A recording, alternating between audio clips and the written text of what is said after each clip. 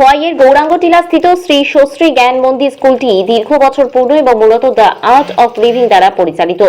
কিন্তু কয়েকদিন আগে স্কুলের 6 জন শিক্ষককে কোনো ধরনের আগাম নোটিশ ছাড়াই ছাঁটাই করা হয়েছে বলে মৌখিক অভিযোগ। এই ঘটনায় যেন আকাশ ভেঙে পড়ে তাদের মাথায়।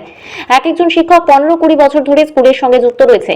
অনেক শিক্ষকের বিয়ে থেকে শুরু করে সমস্ত ধরনের কাগজপত্র রয়েছে স্কুলে, তারপরেও কেন তাদের ছাঁটাই করা হলো? এরই প্রতিবাদে স্কুলের অভিভাবকরা বৃহস্পতিবার দুপুর 12টা নাগাদ স্কুলে তালা ঝুলিয়ে দিয়ে স্কুলের উপরের কর্তৃপক্ষের বিরুদ্ধে তীব্র ক্ষোভ জানাতে থাকেন।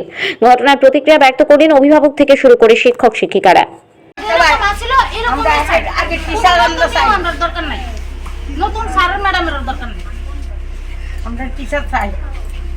আমাদের স্কুল থেকে হঠাৎ করে এরা একটা জুম মিটিং করিয়া করেছে আমরা স্কুলে আইতাম না, আইলেও আমরা বেতন পাইতাম না।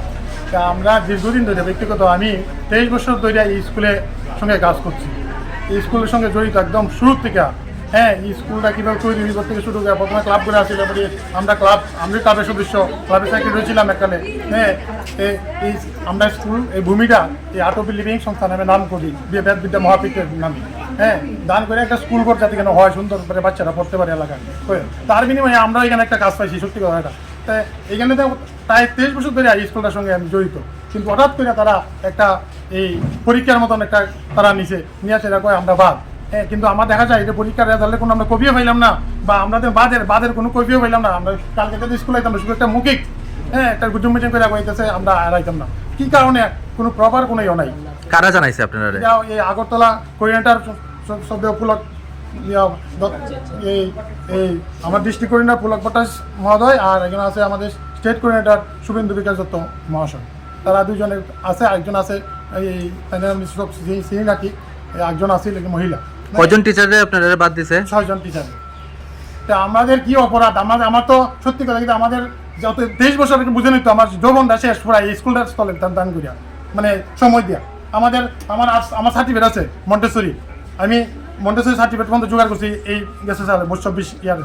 আমার মন্টেসরি সার্টিফিকেট আছে, একজন আছে বিএড সার্টিফিকেট আছে, তাদের পর্যন্ত বাদ দেওয়া হয়েছে। আচ্ছা, আপনার স্যালারিটা কত? আমার স্যালারিটা দিত 4060 টাকা। কত? 4060। কিন্তু আমরা এটা সন্তুষ্ট ছিলাম না, আমার স্যালারি কোনো প্রয়োজন না। আমার যা স্যালারি আছে আমরা এই কাজ করতে রাজি, মানে আমি বুঝি সেবা, এটা আমরা সেবা করতে পারছি, আমরা কিন্তু সেবা করতে রাজি। কিন্তু তারা এটার থেকে আমরা তত বছর ধরে আমরা বঞ্চিত করবো, এটা আমরা আশা করতেছি না। এটা আমি খুব ব্যথিত এবং খুব আমি মর্মাহত, মানে এইরকম ডিসিশন নেওয়ার জন্য তাদের। আমি জানি না নতুন কমিটি, আমার ব্যক্তিগতভাবে আমি 23-24 বছর ধরে স্কুলের সঙ্গে জড়িত। আগরতলা কমিটি 6 কমিটি আমি দেখছি প্রথম থেকে। আমাদের দেবব্রত মণিকে আমরা ওয়েল টিভির মাধ্যমে স্কুলগুলি শুরু করছি। আমরা প্রতিটা গ্রামে আমি কাজ করতে গেলাম, শুধু এই গ্রামে তো আমি কাজ করছি এমন না। আগরতলা যে মেন স্কুল আছে, বিবিএমটির যে মেন স্কুল আছে এখানে আগরতলা, আমাদের রবিশঙ্কর বিদ্যা মন্দির, সেই স্কুলটাতে জঙ্গল আছে, জঙ্গলকে পরিষ্কার করছি। এই জঙ্গল আমরা ওয়েল টিভি ফুলাকে পরিষ্কার করে স্কুলটা দাঁড়া করছি। আজকে স্কুলটাই দাঁড়া করছি, ও না আবার এই স্কুল থেকে বাদ দিতেছে, মানে আবার আমি কি করবো, পুরো বাদ দেবো। এখানে আমার এটাই আমার কুসংস্কার আছে। কিন্তু তারা এই কাজটাই আমার করলো। আমার মানে সার্টিফিকেটের কথা বলছিলাম, আমরা সার্টিফিকেট জোগাড় করছি, মন্টেসরি সার্টিফিকেট জোগাড় করছে, কেউ বিয়ের সার্টিফিকেট জোগাড় করছে, তারপরে তারা বাদ দিছে।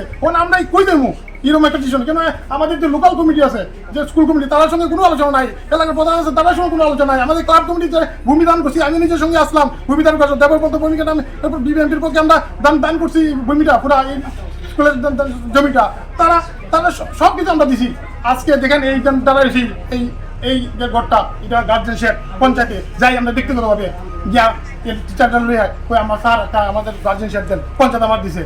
এখানে এই দেখতেছেন ওয়াটার ট্যাঙ্ক, এটা পঞ্চায়েত দিছে, সব পঞ্চায়েত দান করছে। এটা এখানে মাঠে এখানে দেখেন মাটি ফেলাইছে, সব পঞ্চায়েত দিকে। আমরা গিয়া সবসময় যা মানে স্কুলটা কীভাবে উন্নত করে আমরা কি দাবি জানি, কিন্তু আগরতলা কমিটি তো যারা তারা বুঝতেছে না কীভাবে স্কুল উন্নতেছে। তারা আমরা মানে কি সাহায্য করতে, যতদিন করছে একটা রুম দিতে, তার রুমও ব্যবস্থা করে, তাহলে আমরা 8 পর্যন্ত আপডেট হয় স্কুলটা, কোনো সমস্যা থাকে না। কিন্তু তারা রুমও দেয় না। কিন্তু কি করে যে আমাদের স্কুলের স্টুডেন্ট সংখ্যা বেশি, প্রায় 300-র উপরে, কিন্তু অন্যান্য স্কুল যেগুলো করা হয়েছে স্টুডেন্ট সংখ্যা কম, কিন্তু তার আছে বিল্ডিং আছে, তাদের কেন কিন্তু স্টুডেন্ট নাই।